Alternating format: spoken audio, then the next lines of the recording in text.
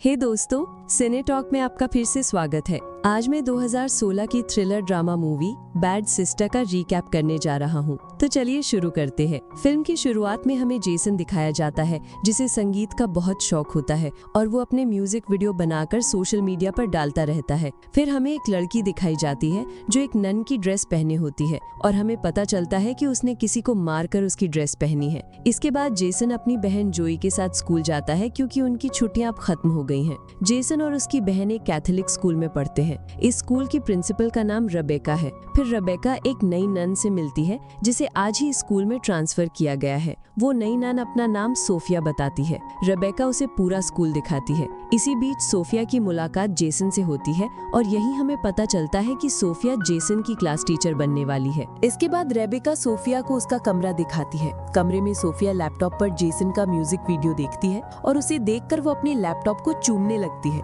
ये देखकर हमें पता चलता है कि सोफिया पहले से ही जेसन को जानती थी और वो स्कूल में किसी खास मकसद से आई है। अगले दिन सोफिया क्लास में जाती है और वो देखती है कि जेसन एक लड़की सारा से बात कर रहा है। ये देखकर वो जलन महसूस करती है और फिर वो सबकी सीट बदल देती है। हालांकि वो एक नन है, फिर भी सोफिया ने सुबह की प्रार्थना नहीं की, इसलिए वो जोई से सुबह प्रार्थना करवाती है। जोई को भी ये सब देखकर कुछ अजीब लगता है। फिर एक बार जब जेसन सारा को किस कर रहा होता है तो सोफिया उन्हें देख लेती है। जेसन को किसी और लड़की को किस करते देख सोफिया को बहुत जलन होती है। फिर गुस्से में वो उन दोनों के पास जाती है और सारा से कहती है कि वो जेसन से दूर रहे। इसके बाद सोफिया जेसन को अपने कमरे में बुलाती है क्लास के बाद मिलने के लिए। फिर वो जानबूझकर अपने कमरे का दरवाजा खुला छोड़ देती है और ड्रेस बदलना शुरू कर देती है। तभी जेसन वहाँ आता है और वो चुपके से सोफिया को ड्रेस बदलते हुए देखता है। असल में सोफिया ने ये सब जानबूझकर किया था ताकि वो जेसन को अपनी तरफ आकर्षित कर सके। कुछ देर बाद जेसन बिना मिले वहाँ से चला जाता है। सोफिया उसे जाते हुए देखती है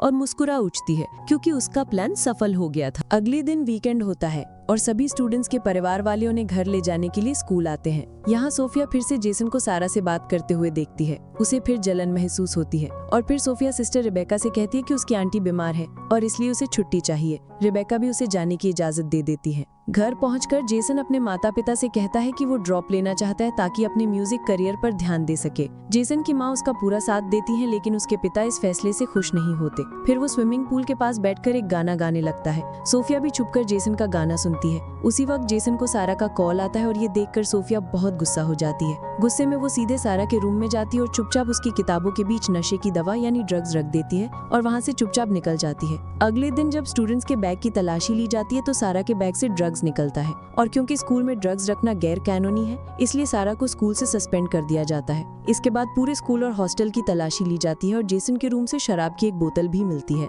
जब जेसन को इसके लिए सजा देने का समय आता है तब सोफिया बाकी फादर्स और नन से बात करके कहती है कि उसे छोटी सी सजा दी जाए कि वो इस वीकेंड स्कूल की सफाई में मदद करेगा। सोफिया ने उसे इसलिए सजा दिलवाई थी ताकि वो इस वीकेंड स्कूल में ही रुके और असल में वो शराब की बोतल उसी कमरे में सोफिया ने ही रखी थी। अब हमें एक फ्लैशबैक सीन दिखाया जाता है कि कैसे सोफिया को जेसन से प्यार हो गया था। असल में सोफिया ने एक बार जेसन का म्यूजिक वीडियो सोशल मीडिया पर देखा था और पहली नजर में ही वो उससे प्यार कर बैठी थी। इसके बाद सोफिया ने जेसन के बारे में पूरी रिसर्च की। फिर उसे पता चलता है कि जेसन के स्कूल में सोफिया नाम की एक नन को हायर किया गया है। इसके बाद वो असली नन से मिलती है और उसे मार डालती है। फिर सोफिया खुद जेसन के स्कूल में आ जाती है। यहाँ से हमें पता चलता है कि सोफिया उसका असली नाम नहीं है। अब एक बार फिर वीकेंड आता है और जेसन और जोई स्कूल में सफाई के लिए रुकते हैं। इस सफाई के दौरान सोफिया जेसन की मदद करती है और उसे रिझाने की पूरी कोशिश करती है। उसी रात जब जेसन अपने कमरे में सो रहा होता है तो सोफिया चुपचाप उसके कमरे में चली जाती है और अपने फोन की रिकॉर्डिंग चालू करके पास ही रख देती है। फिर सोफिया अपने कपड़े उतारती है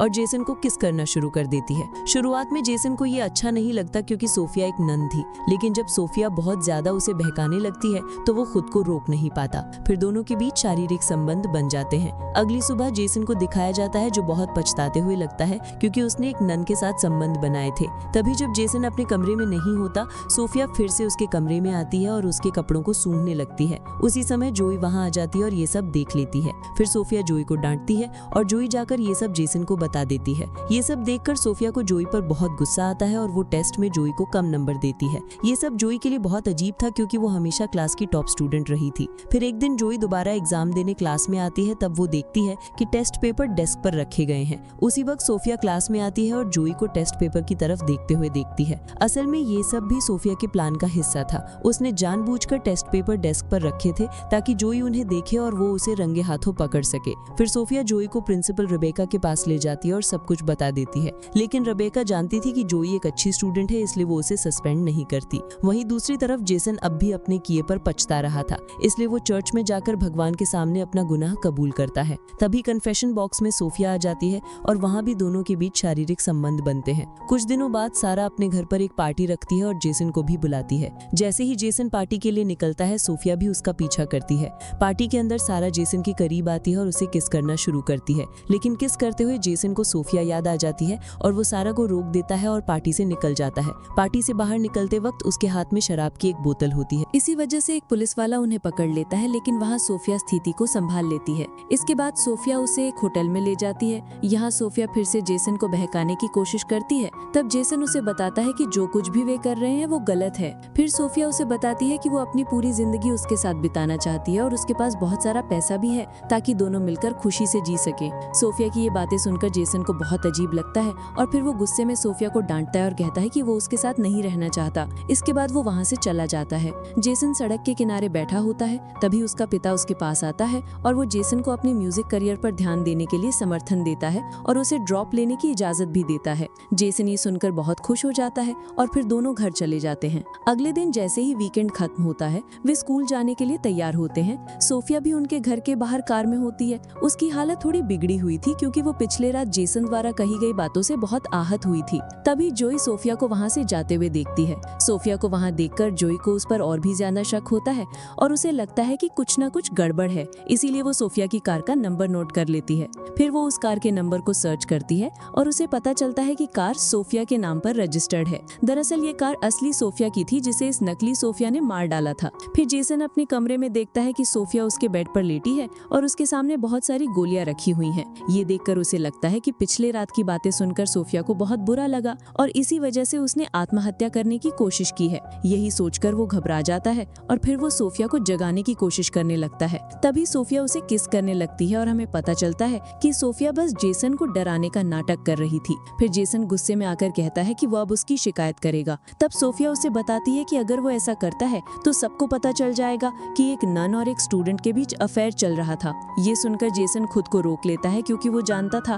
कि अगर वो शिकायत करता है तो उसकी इमेज भी खराब होगी। फिर सोफिया कमरे से चली जाती है और जेसन को जोई का कॉल आता है जिसमें वो सोफिया के बारे में पूछती है। तब जेसन जोई से कहता है कि वो सब कुछ उसे बाद में बताएगा। इसके बाद क्लास में प्रार्थना के दौरान प्रिंसिपल रेबेका क्लास में आती है और सारा भी उनके साथ होती है। रेबेका उसे उसके किए की माफी दे चुकी होती है। वो ये भी नोटिस करती है कि सोफिया को मॉर्निंग प्रेयर नहीं आती क्योंकि अब वो वापस क्लास में आ गई थी। तब सोफिया जेसन से कहती है कि वो उससे दूर रहे, लेकिन जेसन उसकी बात नहीं सुनता और यही बात सोफिया को बहुत गुस्सा दिला देती है। फिर उसी रात जब सारा नहा रही होती है तब सोफिया उसके कमरे में घुसती है और उसका सिर दीवार पर पटक कर उसे मार डालती है। इसके बाद वो वहाँ एक साबुन रख देती है ताकि हर किसी को लगे कि ये बस एक हादसा था। फिर जब जोए को सारा की लाश मिलती है तो वो सबको इसके बारे में बताती है। इसके बाद पुलिस वहाँ आती है और हर कोई यही सोचता है कि सारा की मौत बस एक एक्सीडेंट थी, लेकिन जोई और जेसन को सोफिया पर शक हो रहा था। सोफिया सही से जवाब नहीं दे पाती, जिसकी वजह से जोई का शक और भी गहरा होने लगता है।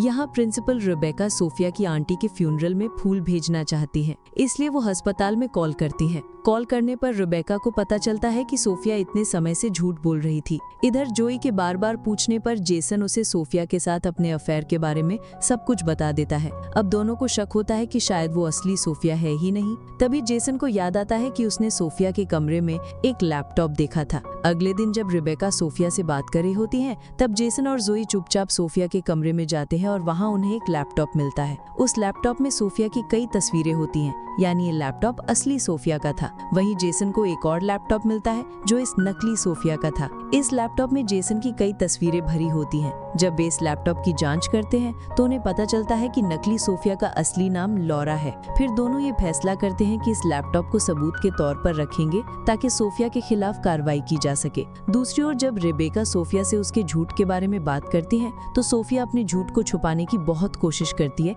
लेकिन छुपा नहीं पाती। फिर सोफिया गुस्से में आकर एक लैंप से रेबेका को मारकर बेहोश कर देती है। जेसन और जोई रेबेका को खोजते हुए चर्च पहुंचते हैं और वहां सोफिया भी पहुंच जाती है। यहाँ सोफिया को पता चल जाता है कि दोनों को सच पता चल गया है और इसलिए वो जोई पर हमला कर देती है। लेकिन तभी रेबेका भी वहां आ जाती है और वो सोफिया से लड़ाई करने लगती है। सोफिया रेबेका को मारने ही वाली होती है कि तभी जेसन एक स्क्रू ड्राइवर से सोफिया को मार देता है जिससे उसकी वहीं मौत हो जाती है। अगले सीन में हमें दिखाया जाता है कि जेसन और जोई ग्रेजुएशन कर रहे हैं और इस खुशी में जोई को एक कार गिफ्ट मिलती है और जेसन के पिता उसे एक गिटार गिफ्ट करते हैं और यहीं पर फिल्म खत्म हो जाती है।